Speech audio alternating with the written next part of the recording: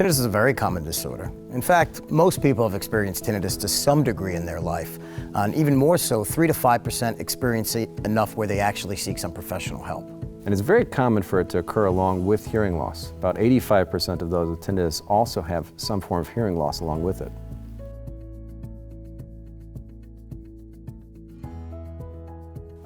Stress is a big influence in tinnitus. In fact, many people say that when their stress increases, they notice their tinnitus increases as well.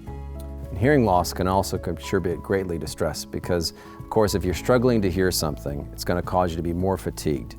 That fatigue is going to increase the stress, which is going to also ramp up the sound of the tinnitus.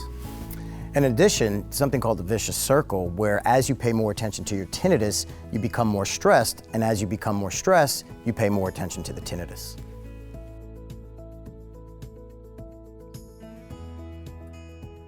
Well, there aren't really any known cures for tinnitus, or at least easy ones, like a pill that can be taken or home remedies. But there are different types of therapies that can be used that are very successful. One of the ones that we use most often is something called sound therapy. Absolutely. And sound therapy is simply introducing different sounds to help the tinnitus blend into the background. And a good example of this is a candle in a dark room. You'll notice as the light starts to dim, your attention goes to the brightness of the flame.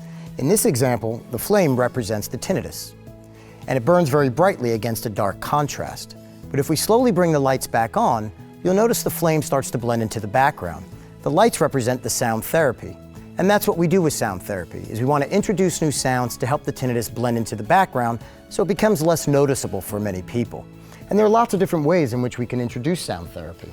Yes, in fact, one of the most notable ways is just through a hearing instrument alone, like this Beltone hearing aid that can be worn behind the ear. These are very small devices that can be programmed to have a tinnitus breaker turned on in them, which will deliver different sounds that can mask the tinnitus. And then last but not least is there's been some very interesting technologies over the recent years that can stream sounds directly from a smartphone straight into the hearing instrument. And one of those technologies is the Beltone Calmer app. The Beltone Calmer app allows you to play a variety of sounds as well as learn more about your tinnitus and what could be done to help you.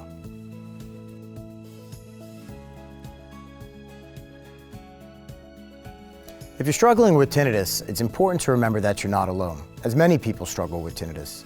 But there are lots of things that can be done to help you. The next step is to get into your nearest Beltone practitioner.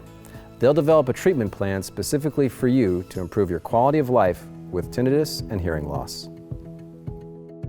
Find your local hearing care practitioner at beltone.com or download the Beltone Calmer app for free in App Store or Google Play.